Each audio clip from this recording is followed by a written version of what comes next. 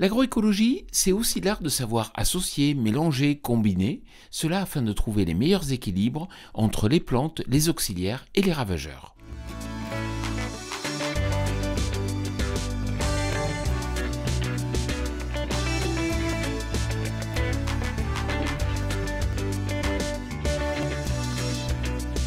Cette semaine, je vous amène à la rencontre d'Hélène Marinelli, animatrice écophyto à la Chambre d'agriculture de la Martinique. Hélène, quelles expérimentations conduisez-vous ici?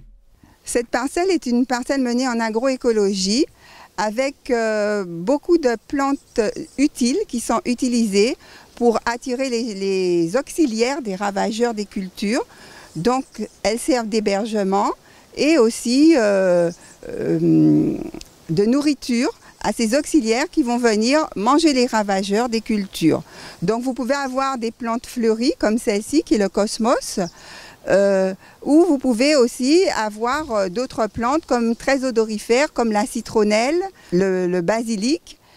Et l'avantage de ces plantes, c'est qu'elles attirent aussi, pour celles qui sont fleuries, attirent aussi beaucoup les insectes pollinisateurs qui sont très bénéfiques pour les cultures. Certaines plantes attirent les insectes, mais d'autres les repoussent. Alors quand on les plante en barrière, elles peuvent repousser les insectes, servir vraiment de barrière qui vont stopper les insectes, en fait qui vont vraiment rester sur la plante. Je pense particulièrement au maïs ou au sorgho. Quand on met une lisière de maïs ou sorgho, vous verrez, il y a une multitude de pucerons, une multitude d'insectes et beaucoup de coccinelles qui vont venir se nourrir des pucerons. Mais on peut aussi jouer sur les associations de cultures?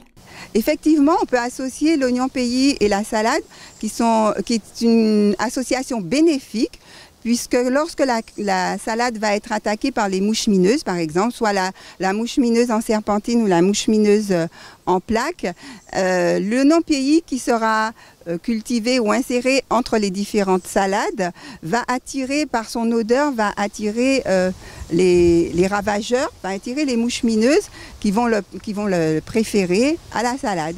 Et ainsi, donc, il y aura juste quelques attaques sur les premières feuilles de laitue la laitue pourra après se développer correctement. En sommes-nous encore au stade expérimental ou est-ce déjà bien utilisé en plein champ? C'est un peu des deux, on dira. Les maraîchers utilisent déjà ces associations de cultures bénéfiques, mais c'est vrai qu'ils attendent beaucoup aussi de la recherche et de l'expérimentation pour vraiment trouver le bénéfice et les interactions bénéfiques entre les différentes cultures et les différentes associations. Merci Hélène. Quant à moi, je vous retrouve la semaine prochaine sur TV Agri pour un nouveau regard porté sur l'agroécologie. Bonne semaine à toutes et à tous.